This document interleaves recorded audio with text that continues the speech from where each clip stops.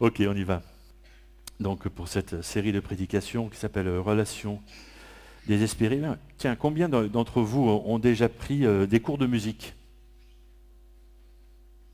Ouais. C'est vrai que tu as pris des cours de musique, toi? C'est pas vrai. Ça surprend tout le monde. Ouais. Je sens que personne n'est au courant. Waouh. Tiens, tu vois, son petit-fils, il sait. Ça alors. Ça alors. Tu vois? Waouh. Ouais. Et qui c'est qui a pris des cours de natation? Oui, on t'a poussé dans le canal, c'est ça? Ok. Et des cours de danse. Ah, ouais, c'est intéressant ça. Et des cours de cuisine. Ouais, ouais, ouais. Oui, avec sa maman peut-être, hein. Ah oui, oui, oui, oui, d'accord, oui. C'est son métier, tu sais. Il va me mettre une gifle, tu sais. Ou des cours d'équitation. Elle est où? T'as pris des cours d'équitation, toi? Ah, il fallait un gros cheval alors. Oh, ça va, c'est un collègue. Moi, j'ai jamais osé. Imagine le cheval. Euh, non, j'arrête.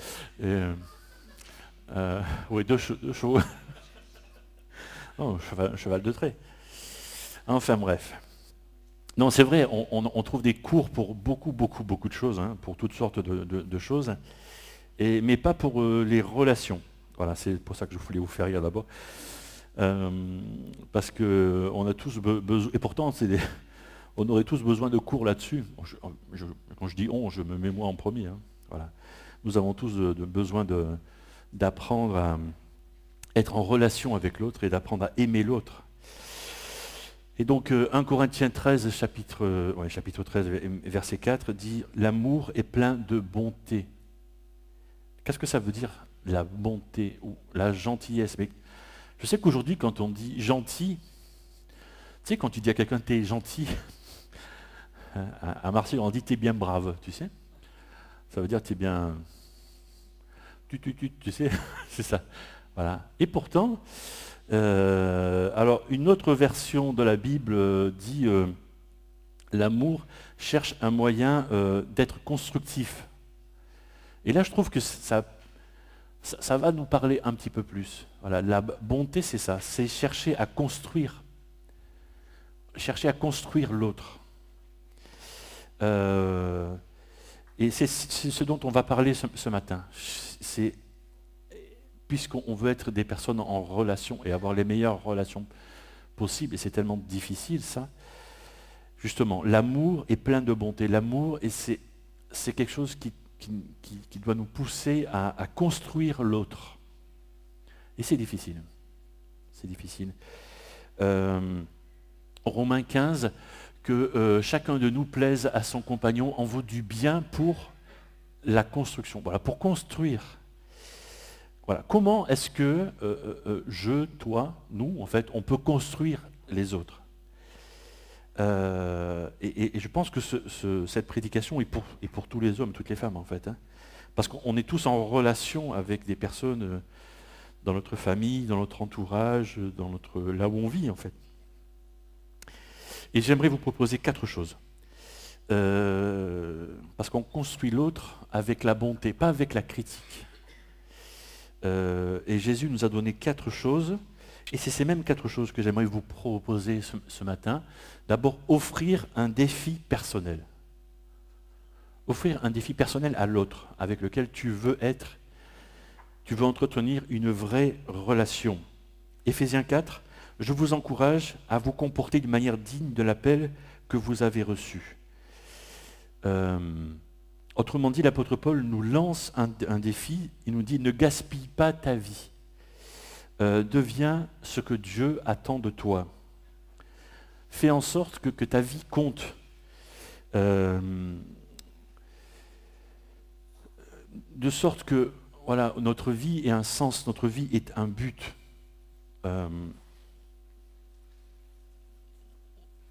Dieu a prévu quelque chose pour ta vie. Et comme je disais déjà dimanche dernier, il nous a donné des capacités, des dons, des forces, etc. 1 Pierre chapitre 4, Chacun de vous a reçu de Dieu un don particulier qui le met au service des autres comme un bon gérant de la grâce infiniment variée de Dieu. Pour savoir ce que Dieu attend de nous, il faut aller voir en nous ce que Dieu a déposé en nous. Et alors, dans certaines grosses entreprises, il y a des planifications de carrière. On va faire passer aux employés des tests de compétences et de caractère, machin, etc., pour les utiliser au mieux possible pour la productivité de l'entreprise, en fait. Voilà. Et dans notre Église, en fait, on fait ça, mais pas pour une productivité financière, pour une productivité personnelle, au service du Seigneur. Et ce sont ces quatre étapes qu'on a, la préparation des équipiers, la préparation des disciples, ministère et à la mission. Et on est en train de préparer ces étapes justement pour ces prochains mois, donc si ça vous intéresse, passez me voir. Mais parce que ce qu'on cherche à faire dans notre Église, c'est à ce que chaque personne puisse découvrir le but de sa vie personnelle et puis se mettre au service de Dieu, quoi. Voilà. Autrement dit, construire l'autre. Être des bâtisseurs d'hommes et de femmes. Voilà. Le deuxième point, c'est offrir une confiance en soi. Romains 15, nous qui sommes forts, nous devons supporter les faiblesses de ceux qui ne le sont pas. C'est intéressant, parce que le verset dit, on ne doit pas supporter les faibles, on doit supporter leurs faiblesses. C'est pas tout à fait pareil, mais bon, c'est pas de ça que je veux parler. Mais l'idée, c'est justement d'aller chercher les faiblesses de l'autre, et en général, c'est ce qu'on voit en premier. On ne voit pas les forces de l'autre, on voit les faiblesses. Donc c'est ce qui nous crève les yeux. Et bien justement, puisque ça nous crève les yeux, qu'est-ce qu'on va faire avec ça? Est-ce qu'on va, voilà, si j'ai un autre en face de moi et que sa faiblesse me crève les yeux, est-ce que je vais lui rejeter dans la figure? Ou au contraire, est-ce que je vais essayer de travailler sa confiance en lui, quoi? Justement avec cette faiblesse que je vois. Le modèle par excellence, c'est Jésus avec Pierre, celui qui va devenir l'apôtre Pierre, mais qui n'est pas apôtre pour l'instant, qui est, je sais pas, ce disciple Pierre avec Jésus, c'est quoi? Une tête brûlée? Voilà, ok? Le mec qui veut être premier partout, qui veut passer partout, qui veut tout casser, machin. Voilà. Et Jésus lui dit, tu es Pierre, et sur cette pierre, je construirai mon église. C'est-à-dire que Jésus a en face de lui un gars qui est tête brûlée, qui va couper l'oreille d'un soldat, etc., machin, donc qui est prêt à tuer presque, hein, tu vois, pour défendre son maître. Voilà. Donc il voit tous ses défauts, mais il ne lui dit pas ça. Il lui dit le potentiel que lui voit en cet homme. Il ne lui dit pas, tu t'appelles Pierre, et sur cette pierre, je construirai, tu vois, je vais... Il lui dit, voilà, ton potentiel, c'est ça. Il le motive, il l'encourage, il lui donne de la confiance en lui, quoi. Une autre histoire dans l'Ancien Testament, Gédéon. Certains connaissent cette histoire. Cet homme qui est dans la plus petite des tribus, etc., qui est le plus petit de sa famille, machin, etc. Et il y a une attaque d'envahisseurs, voilà, qui viennent tuer tout le monde, prendre tout, etc. Qu'est-ce qu'il fait? Il se cache. Il se planque dans un trou là où on traitait le blé, ou je ne sais pas quoi, bref, il se cache. Et là, il y a un envoyé de Dieu qui vient lui dire, qu'est-ce qu'il lui dit? Salut, vaillant guerrier.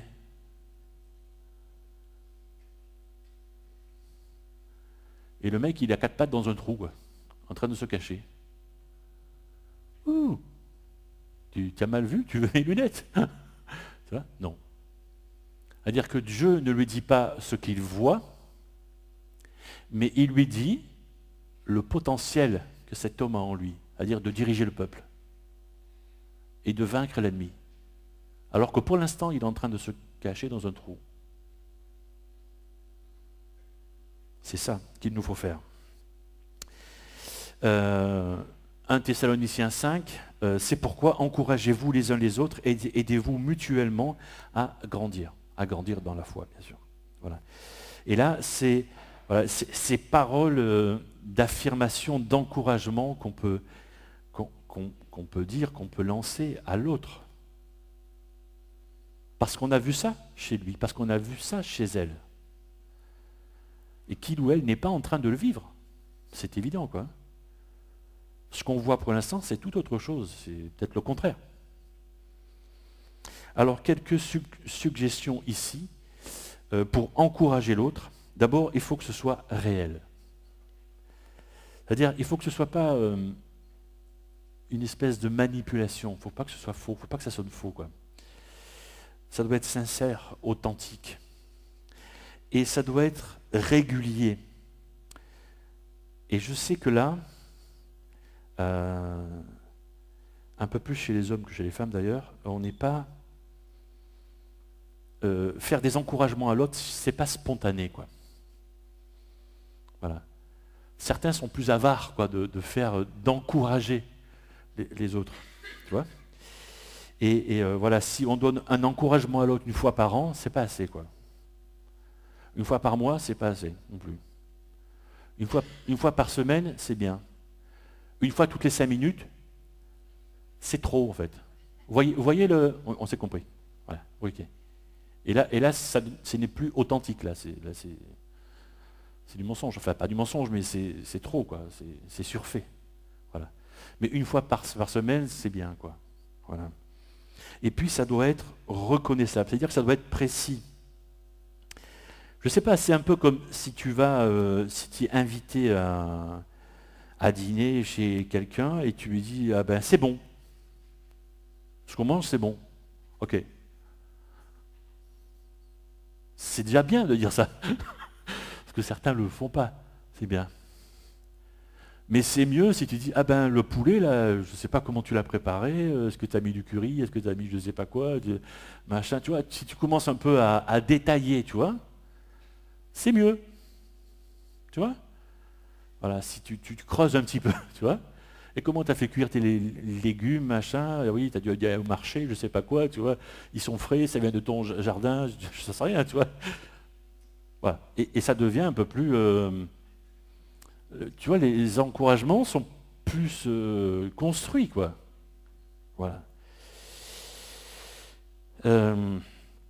Parce que quand c'est court, tu te demandes si c'est un encouragement ou pas. Si tu es en train de manger, ah ben c'est pas mal. Qu'est-ce que ça veut dire, c'est pas mal? Parce qu'il y a mal dedans, tu vois. Donc, qu'est-ce que ça veut dire? Oui, c'est peu mieux faire. C'est quoi en fait? Ça veut dire que hier soir tu as mangé chez l'autre, c'était meilleur. C'est quoi en fait? Non. Tu vois? Donc, il faut être précis. Il faut que ce soit, quand tu veux donner un encouragement, que ce soit reconnaissable et que l'autre peut le recevoir comme tu veux qu'il le reçoive, comme un vrai encouragement, tu vois? Sinon, ça devient une critique et c'est dommage. C'est ça. Tiens, messieurs, c'est quand la dernière fois que vous avez encouragé votre épouse? Ah, mesdames, après tout, c'est quand la dernière fois que vous avez encouragé votre époux? Je sais pas. Ou vos enfants? Ou les enfants, c'est quand la dernière fois que vous avez encouragé vos parents? Après tout, il n'y a pas de raison. Hein. Il n'y a pas de raison de ne pas se faire du bien. Oui, il faut se faire du bien. Eh bien non, justement, il faut. On a besoin des autres. Justement, c'est ça le truc. Et ouais. Sinon, comme tu dis, on est déçu. Et ça fait des frustrations, ça fait des souffrances, bien sûr. C'est vrai, hein?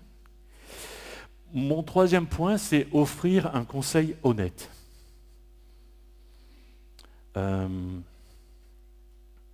On a tous besoin de commentaires honnêtes.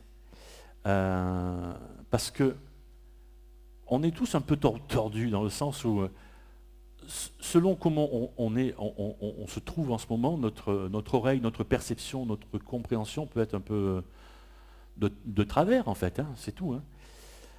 Comme je disais dimanche passé, si vous avez quelque chose à dire, il faut le dire les yeux dans les yeux déjà, pas au téléphone ni par texto ou je ne sais pas trop quoi, parce que voilà, tout de suite ça peut être encore plus de travers. Et on a besoin d'amis qui nous disent les choses simplement et honnêtement. On a besoin de personnes qui sont honnêtes avec nous. Proverbe 27, l'homme s'affine au contact de son prochain, tout comme le fer se polit par le fer. Un vrai ami, c'est celui qui va te dire ce que tu es en train de faire là, c'est une erreur. Comment tu te comportes en ce moment, il y a un truc qui cloche, quoi. Après, chacun va le dire, je sais bien, c'est avec son tempérament, bien sûr. Mais voilà, un véritable ami, c'est ça. Une véritable amie, c'est ça. C'est quelqu'un qui va te dire, mais voilà, il y a un truc qui cloche, quoi. C'est quelqu'un qui va se soucier assez de toi pour se confronter à toi, pour t'affronter. Parce que peut-être que tu vas te mettre en colère. Oui, peut-être que oui. Mais il n'y a pas d'amitié sincère sans de temps en temps des colères, hein. Sans de temps en temps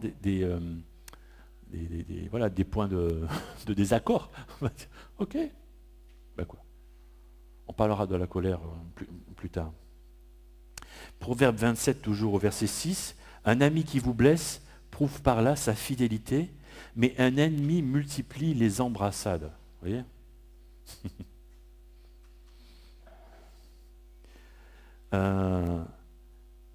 Quand on corrige l'autre, quand on veut corriger l'autre, c'est un peu à double tranchant en fait. Voilà. Parce qu'il y a une bonne façon de corriger l'autre et une plus mauvaise façon, je vais appeler ça comme ça. Et alors, ça se trouve dans notre attitude. Si mon attitude c'est voilà, ce que tu es en train de ce que tu fais là, c'est pas bon, quoi, ça va pas. Si je dis juste ça, autant que je me taise. Ça ne sert à rien. Si je veux mettre l'autre en colère, si je veux me fâcher avec l'autre, oui. Si je veux trouver un moyen de couper les ponts avec cet ami, oui, j'ai qu'à lui dire ça. Ok. Mais c'est parce que ce n'est pas le bon moyen. Voilà.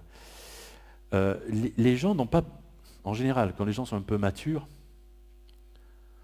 honnêtement, je sais que vous connaissez tous vos défauts, moi je connais les miens. Hein. Voilà, on connaît tous nos défauts. Oui. Oh, si tu les connais bien, si tu dis ça, si tu les connais peut-être mieux que nous tous. On connaît les autres, bien sûr. Voilà. Et on n'a pas besoin qu'on les souligne encore une fois en rouge. Tu vois, qu'on les encadre. On n'a pas besoin. On a juste besoin d'être aidé. Sûrement. Ça oui, on a besoin d'être aidé. Donc le but, c'est pas qu'on nous condamne. Parce qu'on se condamne déjà soi-même. C'est fait. On est condamné par nous-mêmes. Puisqu'on sait que dans ce domaine-là, on a tout faux. En fait. Ok. Donc, la question, si je veux corriger un ami, je dois me demander quel est mon objectif quand je vais corriger cet ami. Qu'est-ce que je veux faire? Est-ce que je le corrige parce que ça me gêne? Ou est-ce que je le corrige pour son bien à lui? Si c'est pour son bien à lui, c'est ok. Si c'est parce que ça me gêne, tais-toi. Je me tais. Et je supporte. Jusqu'à ce que je trouve le moyen ou la force de le corriger pour son bien à lui ou à elle.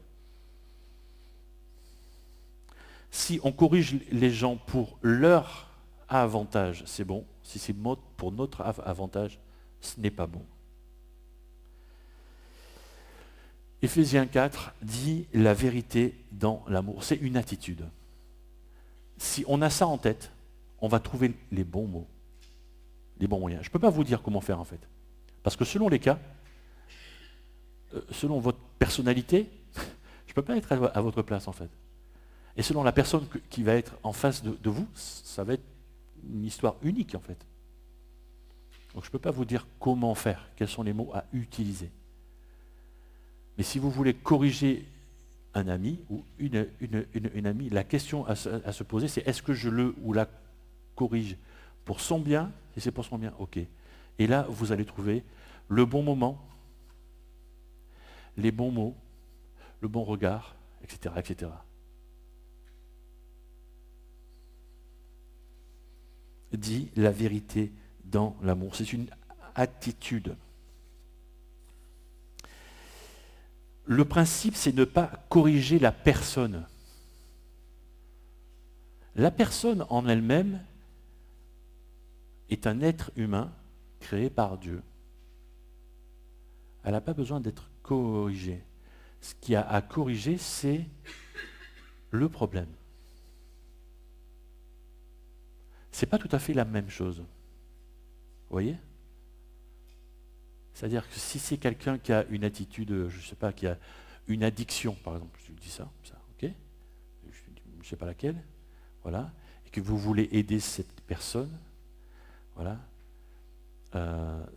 D'abord, le fait que ce soit votre ami, c'est que vous aimez cette personne et que vous l'aimez tel qu'il ou elle est.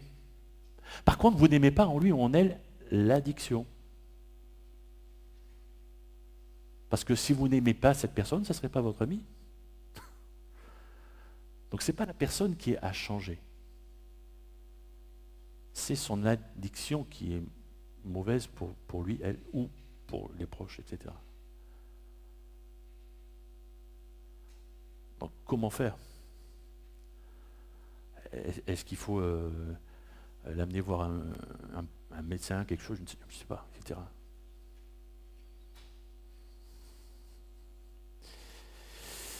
Un quatrième point, c'est offrir une pleine confiance. C'est faire confiance.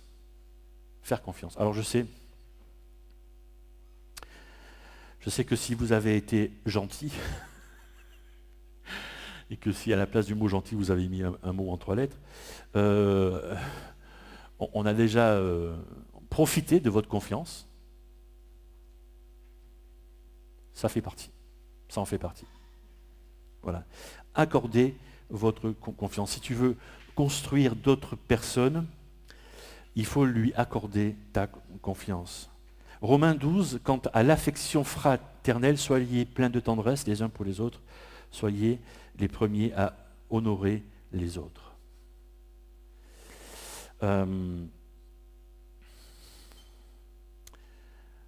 Ici, ce qui nous est dit, c'est qu'en fait, il faut vraiment d'abord faire confiance à l'autre. C'est de moins en moins facile, en fait, de faire confiance. Parce qu'on se fait rouler dans la farine. Je sais qu'on s'est fait rouler tous dans la farine, en fait. Hein. Tous. Voilà. Oui, mais ça fait partie du deal, du contrat. Voilà.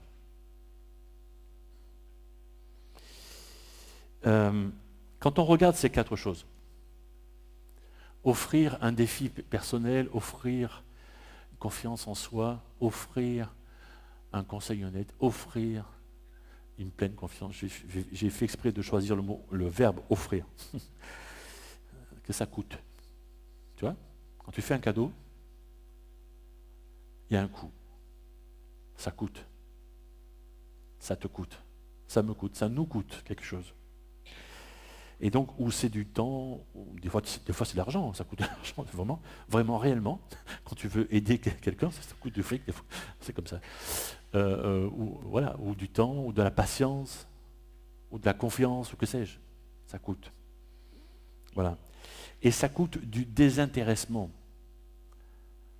C'est-à-dire que quand tu offres 4 fois comme ça, tu ne penses plus à toi. Tu penses à l'autre. C'est vraiment du désintéressement. Veillez, Hébreux 10, veillez les uns sur les autres pour nous encourager mutuellement à l'amour et à la pratique du bien. En fait, Dieu a été extrêmement gentil. J'utilise le mot gentil à la place de bon. C'est bizarre de dire ça de Dieu. Hein? On dit plutôt Dieu est bon envers nous. Non, je vais dire ce matin, Dieu est gentil envers toi et moi. Et je fais exprès d'utiliser ce terme-là. C'est intéressant parce que j'ai trouvé ça, cette note-là, les Romains, à l'époque de l'Église naissante, tu vois, où ils ont commencé à appeler les chrétiens, Christos, c'est ceux qui ont suivi Christ, le crucifié, quoi. Ils les appelaient Christos. Et des fois, ils se trompaient. Au lieu de dire Christos, ils disaient Christos. Et Christos, ça veut dire les gentils, les bons. J'allais dire les jambons, mais ça fait penser aux cochons. C'est ça. Mais c'est ça. Au lieu de dire Christos, il disait Christos. Les gentils. Et ouais, c'est marrant ça. Et justement, s'il y a un synonyme au mot chrétien, ça devrait être bonté, gentillesse. C'est vraiment des termes qui ne sont pas à la mode. Pas du tout. Ça veut dire qu'on offre à l'autre, à celui qu'on aime, un défi personnel, on augmente sa confiance en lui ou en elle, des conseils honnêtes et sa confiance. Alors, en bas de votre suivi de prédication, vous avez remarqué qu'il y a un rectangle, et je suis sûr que vous vous demandez, mais à quoi ça sert? Voilà. Voilà. Et alors là, justement, qui est la personne que tu aurais envie de construire pendant cette année? Parce que ça se fait pas en 5 minutes, les relations. C'est long, hein, à construire. Hein. Ok? Eh bien, si tu avais un prénom à écrire, je ne vais pas regarder, hein, ça ne me regarde pas, moi. Ok? Mais si tu avais un prénom à écrire, tu écrirais qui? Voilà. Peut-être tu ne le feras pas maintenant, mais peut-être cet après-midi ou demain, je ne sais pas. Ok? Mais c'est bien d'écrire ça, tu vois, d'acter comme ça. Un peu comme un engagement devant Dieu. Seigneur, je veux m'engager à aimer comme toi tu aimes, plus particulièrement cette personne-là, à construire. En faisant ces 4 choses, lui offrant un défi personnel, la confiance en soi, un conseil honnête et une pleine confiance. Je vais prier maintenant. Seigneur, merci parce que ce matin encore, nous avons été à ton école, en fait. Tout à l'heure, j'ai parlé qu'on pouvait prendre des cours de ceci, de cela. Et ce matin, j'ai eu l'impression qu'on était à un cours de relation avec toi. C'est un peu comme ça que j'ai vécu ce moment. Et moi, Seigneur, apprends-nous encore. Nous avons à apprendre des tas de choses. Mais c'est vrai que les relations sont vraiment le nerf de la guerre, si je peux appeler ça comme ça. Sont vraiment au centre de tellement de nos problèmes. Donc nous avons besoin que tu nous apprennes encore, Seigneur, que tu nous instruises. Et Seigneur, peut-être que l'un ou l'autre est en train de penser à un ami, une amie, peut-être qu'il a écrit ou qu'il va le noter tout à l'heure sur son suivi de prédication. Donne une opportunité aussi, Seigneur, d'offrir un défi personnel, à dire de voir quelque chose dans cette personne que la personne ne voit pas encore. Et de lui proposer, mais pourquoi tu ne serais pas doué pour ça, toi? Ou d'offrir de la confiance en soi, de donner un conseil honnête, simplement, avec tout l'amour que tu déverseras, Seigneur, en nous, avec la patience aussi qu'il faut. et d'offrir notre pleine confiance. C'est vrai, Seigneur, qu'on a été quelque part échaudé parce qu'on a déjà accordé notre confiance à plusieurs personnes et cette confiance, ils l'ont brisée, ils l'ont jetée au sol, bafouée, etc. Peut-être pardon, Seigneur, si on a encore des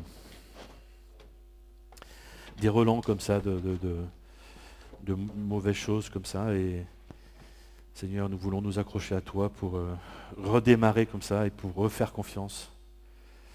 Comme toi, tu nous fais confiance à nous. Alors que nous, on ne mérite rien.